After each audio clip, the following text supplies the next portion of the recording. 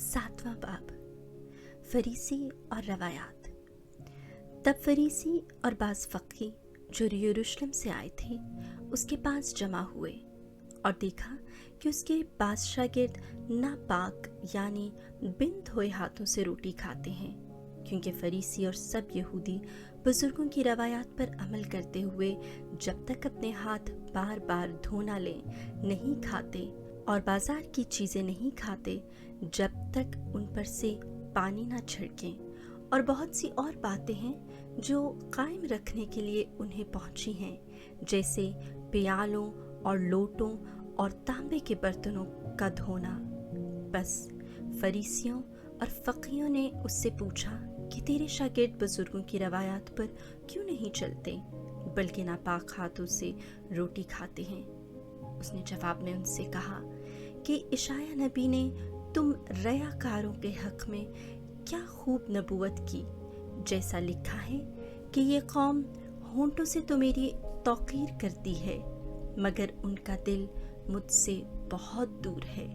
बस ये बेफ़ायदा मेरी परस्तिश करते हैं, क्योंकि आदमियों के एहकाम की तालीम सिखाते हैं। क्योंकि तुम खुदा का हुक्म उदूल करते हुए आदमियों की रवायात को कायम रखते हो। और उसने उनसे कहा, तुम अपनी रवायात को जारी रखने के लिए खुदा का हुक्म बिल्कुल रद्द करते हो, क्योंकि मूसा ने कहा, तू अपने बाप और अपनी माँ की इज्जत कर, और जो कोई बाप या माँ को बुरा कहे वो ज़रूर मारा जाए। मगर तुम कहते हो कि अगर कोई अपने बाप या माँ से कहे कि मेरी जिस चीज़ से तुझे फ़ायदा पहुँच सकता है वो कुर्बान यानी नज़र है, तो तुम फिर उसे अपने बाप या माँ की कुछ मदद नहीं करने देते।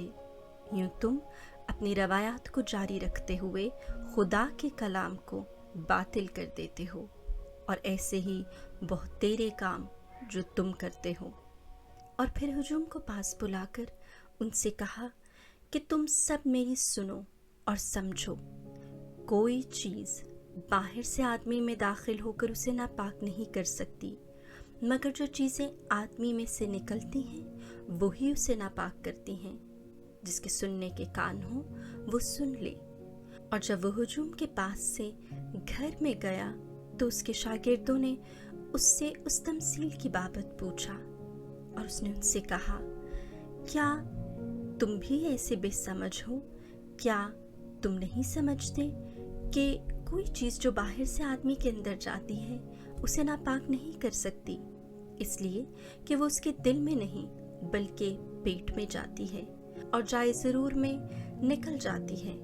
यूँ सब खाने की चीज़ें पाक ठहराकर उसने फिर कहा, जो कुछ इंसान में से निकलता है वही इंसान को नापाक करता है, क्योंकि अंदर से यानी इंसान के दिल से बुरे इरादे निकलते हैं, यानी हरामकारियाँ, चोरियाँ, खूनरेज़ियाँ, ज़िनाकारियाँ, लालच, बदियाँ, मकर, शहवत परस्ती, बदनज़री, कुफ्रगोई, नखूत, हमाकत, ये सब अंदरूनी बुराइयाँ निकलकर इंसान को नापाक करती हैं।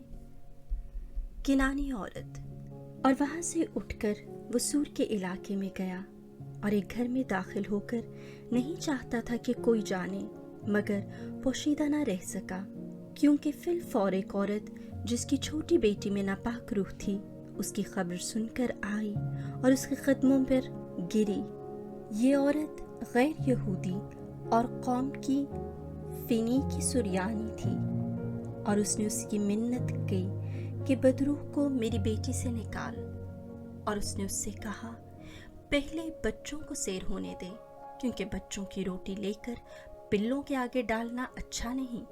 इस पर उसने जवाब में उससे कहा, हाँ ए खुदावंद, क्योंकि पिल्ले भी मेज़ के नीचे बच्चों की रोटी के टुकड़ों में से खाते हैं। तब उसने उससे कहा, इस कलाम के सबब से चली जा, बदरूह तेरी बेटी से निकल गई है। जब वो अपने घर में पहुंची तो देखा कि छोटी लड़की पलंग पर पड़ी है और बदरूह निकल गई है। दिकापुलिस का पहरा हकला।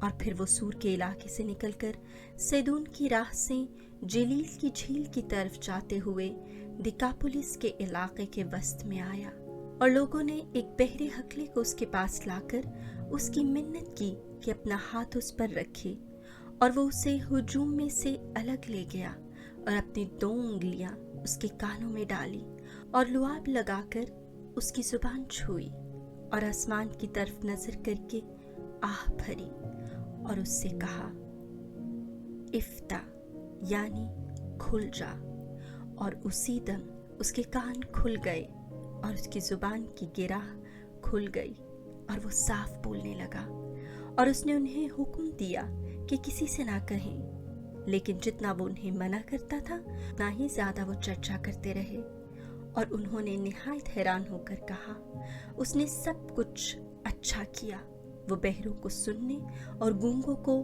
بولنے کی طاقت دیتا ہے۔